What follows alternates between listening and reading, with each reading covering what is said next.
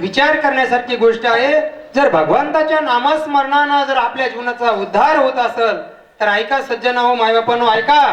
आज आपल्या देवघराच्या नगरीमध्ये ऐका, आज आपल्या देवघराच्या नगरीमध्ये वर्षातून किमान एक 10 ते 15 सप्ताह होतात. किती होतात? 10 ते 15 सप्ताह होतात. पण ऐका, त्या 10 ते 15 सप्ताहामध्ये आम्ही इथंच होतो राहायला. आता सध्या या वर्षी गावाकडे गेलो. 3 वर्षे माझी या ठिकाणी संस्था होती. मी प्रत्येक सप्ताहाचा अनुभव घेतला, प्रत्येक गोष्टीचा अनुभव घेतला. त्या ठिकाणी टाळकरी मंडळी आणि कीर्तनकार एवढेच जास्त असतात. ऐकणारे बसणारे हे कमी असतात. का?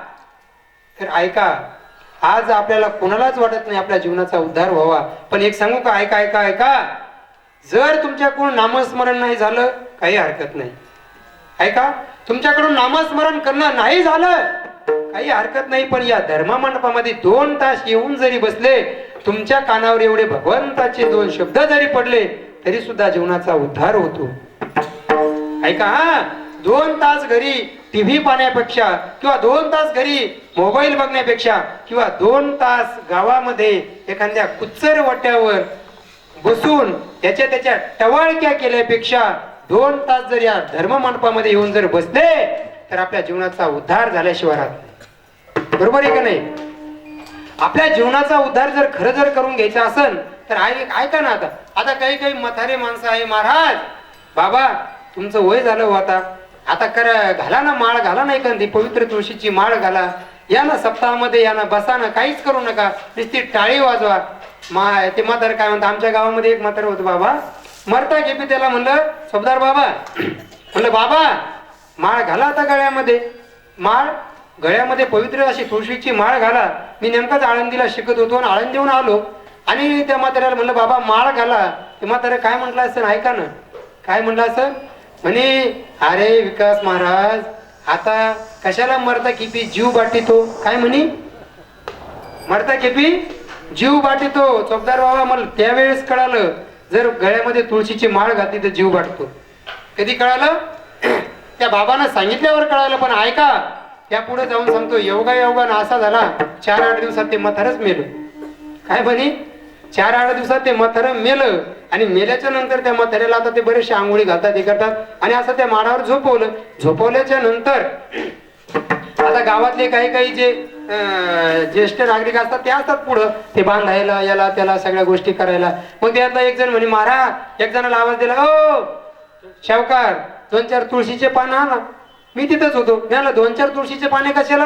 म्हणते म्हाताऱ्याच्या तोंडात घालायला. अरे म्या म्हणलं त्या म्हाताऱ्यानं जिवंतपणी माळ घाल म्हणलं पवित्र तुळशीची, तर ते म्हणे जीव बाटतो, त्याच्या तोंडात तुळशीचे पानं घालू तर शिलक्या कोंबडीचे पक घाला. कशाला माळ कशाला घालायची? अरे जीवनामध्ये माणसांना आल्याच्या नंतर जीवनामध्ये काहीतरी परिवर्तन झालं पाहिजे. काही काही माणसं इतके विचित्र असतात महाराज. आमच्या गावामध्ये एक माणूस होता, दारून कधी कोंबडी जाऊ दिली नाही, दारून कधी बोकड्या जाऊ दिला नाही आणि आमच्या गावामध्ये बोकडेच राहिले नाही. हा काय झालं? बोकडेच राहिले नाही महाराज. यायचा आणि असा बोकड्या उचलतात, असा उचली देत ना धरून. किती वजन आहे म्हणून असंच आहे ना. होय, सगळेच माळकरी एक काय? सगळेच माळकरी बसलेले. ऐका, असा बोकड्या उचलायचा महाराज. बोकड्याचं वजन करायचं.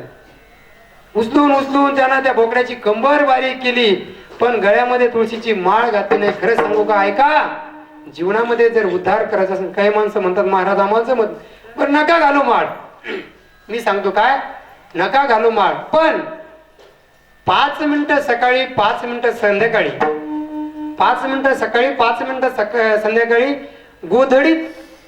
आता तुम्हाला आसन घ्या, हे घ्या, ते घ्या, महाराज लय भानगडी लावता तुम्ही माणसाच्या मागं. हो, आसन नका घेऊ, काही नका घेऊ, पण गोधडीत पडल्या पडल्या हो, का लोळता लोळता हो, का बसता बसता हो, जसं उताना पाताना कसंही पडा, पण 5 मिनिटं त्या भगवंताचं नामस्मरण जपा. राम राम रामकृष्ण हरे.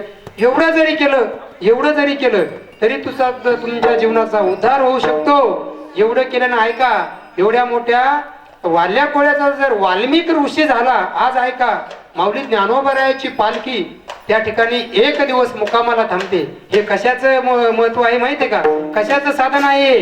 कशाची ताकद आहे? तर ही नामस्मरणाची ताकद आहे. बरोबर आहे नाही? ऐका, जर तुम्ही संतांच्या संगतीत आले तर तुम्हाला उत्तम प्रकारचा लाभ होतो.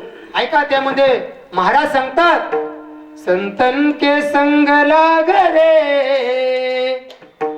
तेरी अच्छी बनेगी. संतन के संग लाग रे तेरी अच्छी बनेगी. अच्छी बनेगी तेरी किस्मत जगेगी तेरी.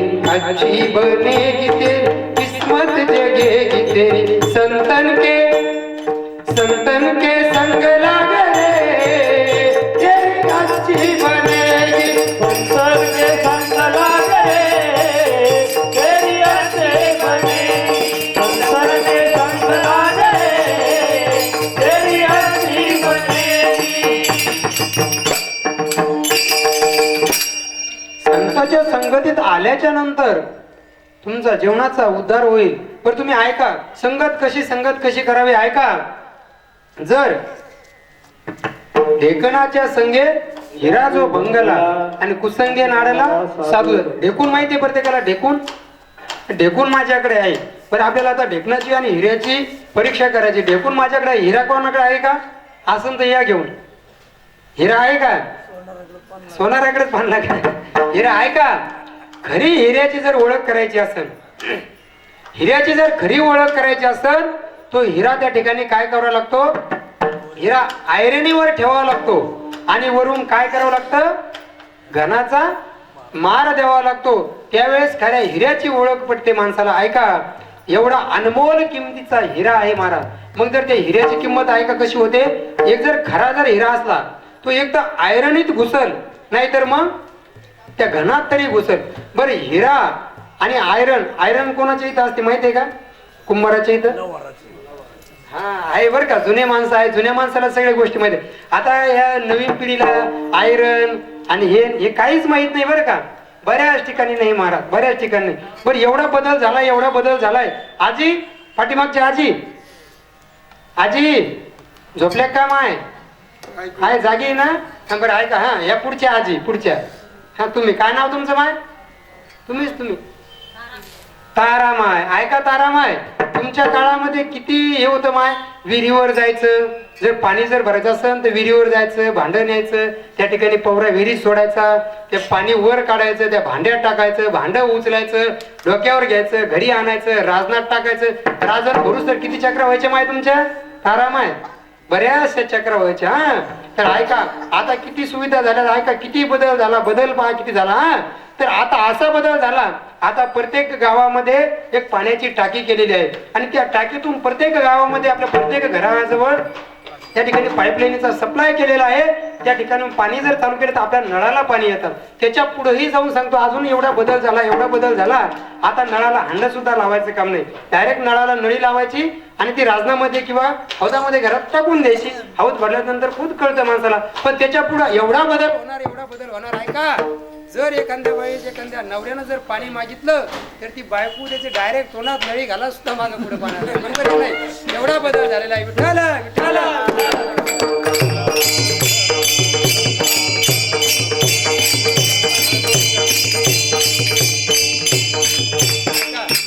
माझा आवाज येतो का? येतो का? हा, ऐका तारामाय, एवढा बदल होता तुमच्या काळामध्ये. तुम्ही खरं सांगा तारामाय, तुम्ही कधी ब्युटी पार्लर पाहिलं का? पाहिलं नाही? मग ऐका ऐका ऐका, हा एवढा बदल झाला, एवढा बदल झालाय. तर तुम्हाला एक सांगू का, सौभाग्यवती स्त्रीने कधी केस कापले नाही पाहिजे. कारण सौभाग्यवती स्त्रीने जर केस कापले तर आपल्या मालकाचं आयुष्य कमी होतं, आपल्या मालकाचं आयुष्य कमी होतं.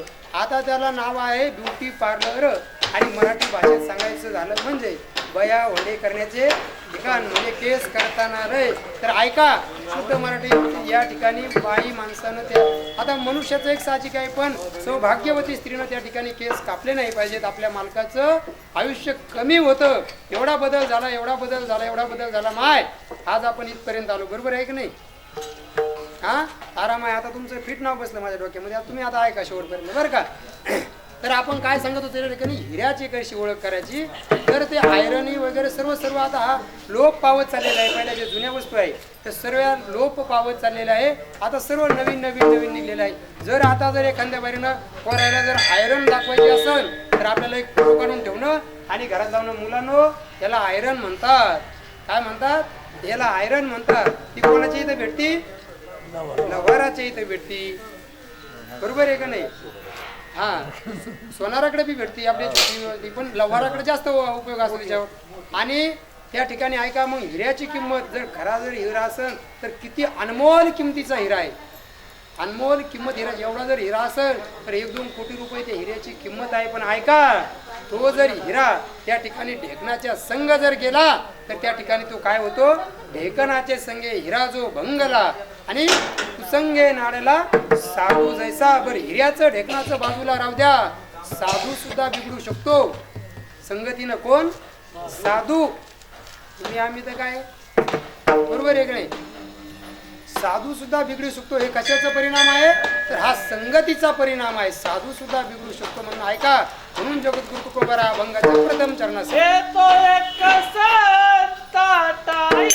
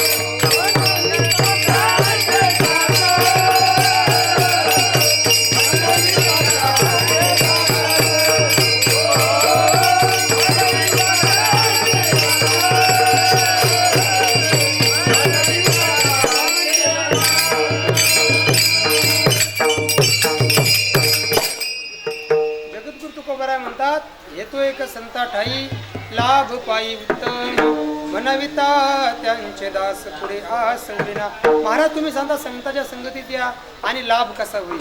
लाभ कसा होईल तर ऐका. एकदा जर एखादं मनुष्य ऐका, जर एखाद्या आपल्या ओरंड्यामध्ये जर एखादा आपला बाळ बारका एखादा छोटा मुलगा जर खेळत असेल तर त्याला डायरेक्ट आपल्या बापाकडे जाऊ शकत नाही, बरोबर आहे की नाही. तसं जर तुम्हाला उत्तम प्रकारचा लाभ करून घ्यायचा असेल तर तुम्ही अगोदर संतांच्या संगतीत या. पण संतांच्या संगतीत कसं यायचं महाराज तुम्ही आता एक अर्धा तास जरा सांगतात संतांच्या संगतीत या, संतांच्या संगतीत या.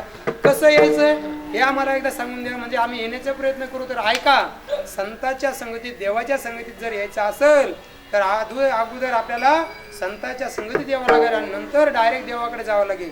तर येथे बसलेले प्रत्येक मनुष्य आता सुशिक्षित आहेत. ऐका, मी तुम्हाला सांगतो ऐका. जर तुम्हाला एखाद्या आमदाराला किंवा एखाद्या खासदाराला जर भेटायचे असेल, तुम्ही डायरेक्ट आमदारा खासदाराला जाऊन भेटता का अगोदर त्याच्या PA कडून त्याची अपॉइंटमेंट घेता अगोदर, बरोबर आहे की नाही. त्या PA ची अगोदर अपॉइंटमेंट घ्यावं लागते की आम्हाला या दिवशी आमदाराला किंवा खासदाराला साहेबांना भेटायचं आहे. मग तो PA सांगतो या टायमाला इतके वाजून इतक्या मिनिटाला इतक्या सेकंदाला साहेब फ्री आहे. मग तुम्ही एवढ्या वेळात येऊन एक 5 ते 10 मिनिटं भेटू शकता आणि लगेच बाहेर काढतो, बरोबर आहे का नाही. पण या ठिकाणी तसं जर देवाचे PA जर कोण असेल तर कोण आहे, संत आहे. मग आपल्याला त्या ठिकाणी अगोदर संतांची संगती करावी लागेल, नंतर त्या ठिकाणी देवाकडे जावं लागेल. मग संतांच्या संगतीत जायचं कसं ऐका, कसं जायचं मी सांगतो ऐका. सकाळी सकाळी खेडेगावात एक अंगण